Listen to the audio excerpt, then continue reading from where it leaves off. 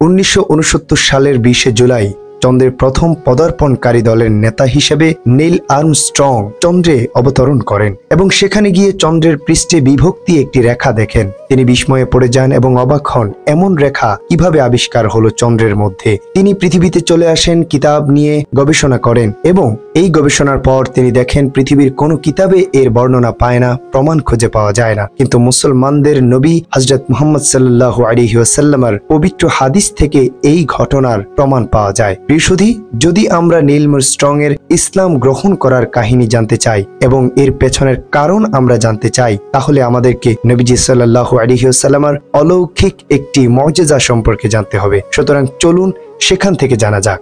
নবুয়তের 9ম বছরে নবীজি সাল্লাল্লাহু আলাইহি ওয়াসাল্লাম এমন একটি মুজিজা পৃথিবীবাসীর সামনে বাস্তবায়ন করেন, যেই মুজিজার মাধ্যমে সমস্ত ইহুদি এবং কুফুরদের চক্রান্ত ধূলিসাৎ হয়ে গিয়েছিল এবং ইসলামের বিজয় নিশান সমুন্নত হয়েছিল। সবকিছুতে যখন ইহুদি নাসারা এবং কুফুররা ব্যর্থ হয়ে যায়, নবীজি সাল্লাল্লাহু আলাইহি ওয়াসাল্লামের নবুয়ত প্রাপ্তির 9ম বছরে ইহুদি পণ্ডিতরা কুরাইশ নেতাদেরকে একটি বিস্ময়কর কৌশল শিখিয়ে দিল।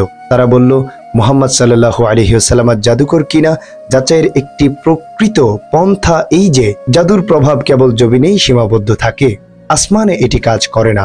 সুতরাং তোমরা এখনই মুহাম্মাদের কাছে চলে যাও এবং তাকে বলো চন্দ্রকে দ্বিখণ্ডিত করে দেখাতে। যদি সে নবী হয়ে থাকে তাহলে এটি পারবে, যদি সে জাদুকর হয় তাহলে কখনোই এটি সম্ভব হবে না। হযরতে মুসা আলাইহিস সালাতু সালাম কর্তৃক লাঠির সাহায্যে নদী বিভক্ত হওয়ার মুজিজা থেকেই ইহুদিরা চন্দ্রকে দ্বিখণ্ডিত করে দেখানোর ব্যাপারটি আবিষ্কার করেন। অথচ নদী বিভক্ত করার চাইতে চন্দ্র দ্বিখণ্ডিত করা কতই না কঠিন বিষয়, কেননা এটি দুনিয়ার এবং অন্যটি আকাশের। কুরাইশ নেতারা ইহুদিদের এমন চক্রান্ত বুদ্ধি দেখে মহা খুশি হয়ে গেল এবং খুশিতে বাগবাগ হয়ে গেল এই ভেবে যে এবার নির্ঘাত মুহাম্মদ কুপকাত হবে। নাউযুবিল্লাহ। তারা দল বেঁধে রাসূল সাল্লাল্লাহু আলাইহি ওয়াসাল্লামের কাছে গিয়ে তিনাকে আরজ করলেন, যদি আপনি জাদুঘর না হয়ে থাকেন, হে মুহাম্মদ, আপনি যদি নবী হয়ে থাকেন তাহলে আমাদেরকে চন্দ্র দ্বিখণ্ডিত করে দেখাতে হবে। যদি আপনি এই চ্যালেঞ্জ গ্রহণ করতে পারেন তাহলে আমরা ভেবে নেব আপনি প্রকৃত নবী, আপনি আল্লাহর পক্ষ থেকে আসা সর্বশেষ নবী এবং বার্তাবাহক। আমরা আপনার উপর ঈমান আনব।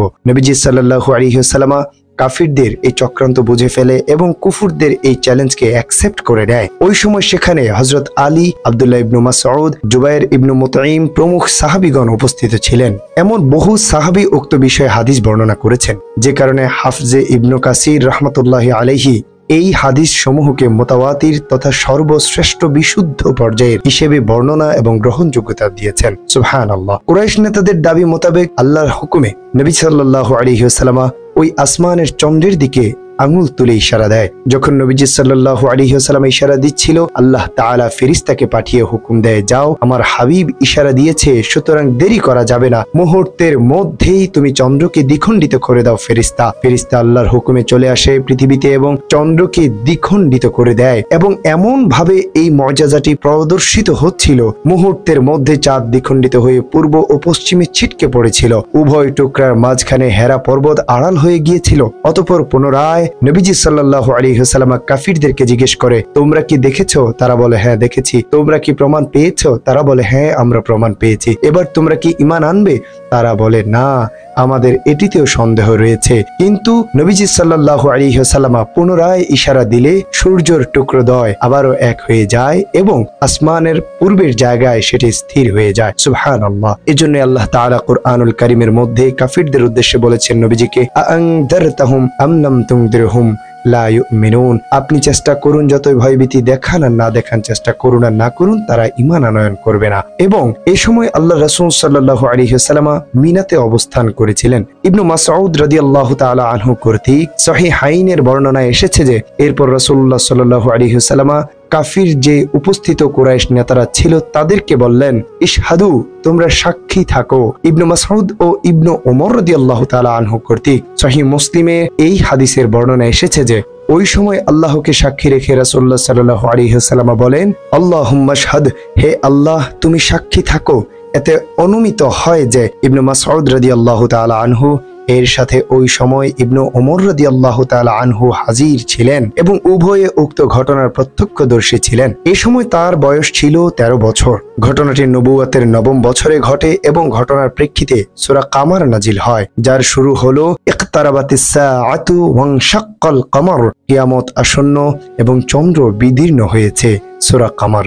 সুবহানাল্লাহ।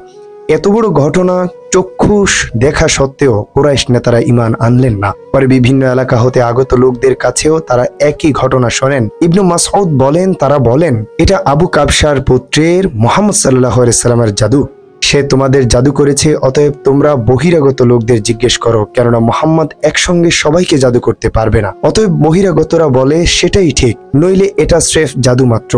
অতএব চারদিক থেকে আসা মুসাফিরদের জিজ্ঞেস করলে তারাও নবীজি সাল্লাল্লাহু আলাইহি ওয়াসাল্লামের এই অলৌকিক মুআজিজার সাক্ষ্য প্রদান করেন। তারা সবাই এই দৃশ্য দেখেছেন বলে সাক্ষ্য দেন, কিন্তু জিদ ও অহংকার তাদেরকে ঈমান আনা হতে বিরত রাখলো। এ প্রসঙ্গে আল্লাহ তাআলা বলেন, তারা যদি কোনো নিদর্শন যেমন চন্দ্র দ্বিখণ্ডিতকরণ দেখে তবে মুখ ফিরিয়ে নেয় এবং বলে যে এটা তো চলমান জাদু, তারা মিথ্যারূপ করে এবং নিজেদের খেয়াল খুশির অনুসরণ করে, অথচ প্রত্যেক কাজের ফলাফল কিয়ামতের দিন স্থিরকৃত হবে। সূরা কামার।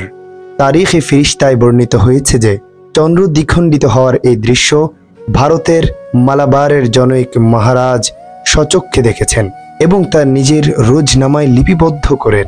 পরে আরব বণিকদের মুখে ঘটনা শুনে তখনকার রাজা সামিরি উক্ত রোজ নামচা বের করেন। অতঃপর তাতে ঘটনার সত্যতা দেখে তিনি মুসলমান হয়ে যান। সুবহানাল্লাহি বিহামদিহি, সুবহানাল্লাহিল আযীম। যদিও সামরিক নেতা ও সমাজ নেতাদের ভয়ে তিনি ইসলাম গোপন রাখেন।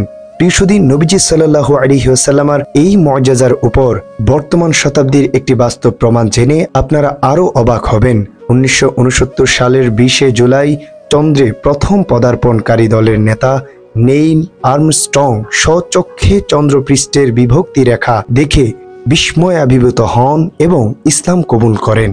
কিন্তু মার্কিন শাসনের ভয়ে তিনি একথা কয়েক বছর পরে প্রকাশ করেন।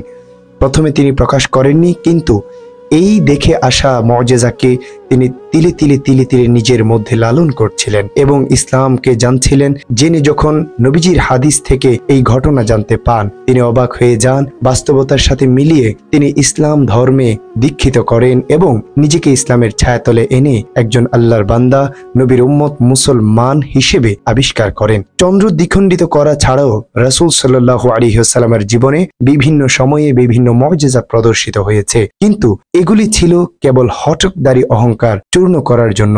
এর দ্বারা তারা কখনোই হেদায়েত লাভ করেনি, যদিও এর ফলে দিনদারগণের ঈমান বৃদ্ধি পেয়েছে। সুবহানাল্লাহ। ইসলাম ও ইতিহাস, পাওয়ার্ড বাই হোলি স্টুডিও।